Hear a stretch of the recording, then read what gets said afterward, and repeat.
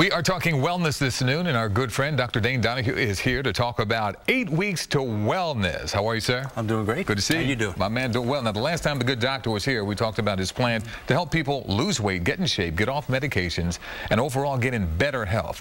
Let's detail that a bit and talk about Jim, a perfect example. Tell us what he went through, how he did it. Well, you know what? His father had some troubles with diabetes, and Jim realized that he needed to make some changes in his life, and he committed to that. So he was, needed to make some changes. He had a body mass index of over 40, which in our country is considered morbidly obese. And in the past year, he's lost 140 pounds. He was a diabetic, didn't know it when he came to the office. He's off all medications. His blood pressure is normal. He's doing great. Down 20 points? Yep. Wow, and the cholesterol levels down? His cholesterol levels are normal, and this is a 32-year-old man. So how about that? Yeah. How about that? And you say there's 3 parts to all of this: eat well, move well, think well. Give us some points on the eat well part first. Okay. The first thing is that with eating well is eating a healthy breakfast. Most people that I find they skip breakfast. That's the most important meal of the day, right? Absolutely. Okay. You want to get some healthy calories, and we say don't eat out of boxes and bags.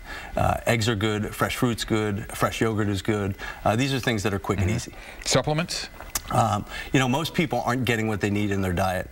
So vitamin D3 is an important supplement. Probiotics, good multi, a good omega-3 is a really important supplement. Very good. Avoid high fructose corn syrup. Yeah, it comes down to reading labels, Yuki, and when you read labels, you'll see things like high fructose corn syrup, partially hydrogenated oils. These are things that are put in our foods to preserve shelf life, but they're not necessarily the best things for our body. I hear you. Let's talk about moving well now. Exercise, obviously? Well, obviously, we want to move our body. We are designed to not do what we're doing right now, sit. We're designed to actually be up and move our body, and that's when we're burning calories. The most important thing to retain in your body is muscle mass, and you don't build muscle by sitting. You build muscle by moving. When we do sit, talk about posture and alignment. A lot of times, a lot of people will hunch over. Yeah, it's again, 70% of the workforce is sitting for a living. So when we're sitting, our head's forward, our shoulders are forward, creates a lot of stress on the lower back, a lot of stress in the neck and shoulders. It's why so many people have problems in these areas. Have you heard, I'm sure you've heard of radiculopathy? Yes. That's a problem. Yeah, it's just pressure on the nerves as our head comes forward, as our shoulders round. And you see this in older people. I always say,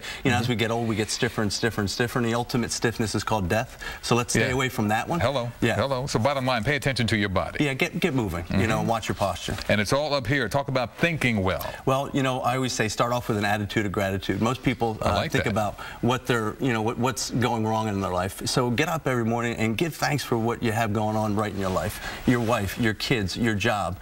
The fact that you can put your 2 feet on the floor and get moving. So there's a lot to be thankful for in our lives. Now, what is 4-7-8 breathing? 4-7-8 breathing is just a technique. We all have stress. It's not whether you have stress, it's how much. So when you encounter stress, practice what I call 4-7-8 breathing. So that's inhaling through your nose for a count of 4 seconds, holding in your lungs for a count of 7 seconds, and exhaling through your mouth for a count of 8 seconds. Do that 3 or 4 times, and I'll tell you what, it's going to bring a sense of peace and help you handle that stressful moment. Very good. And it's all about human contact. I appreciate the contact we've had right now. Absolutely. Human contact is important. We need about 13 hugs a day, Yuki, so we got to get busy on that. Got to get a handshake right now? Yeah, absolutely. I'm too far away for a hug now. We'll get one of those later. Dr. Dane's Path to Wellness. You can download the Good Doctor's extended checklist. Go to our website, cbsphilly.com, and click on Talk Philly.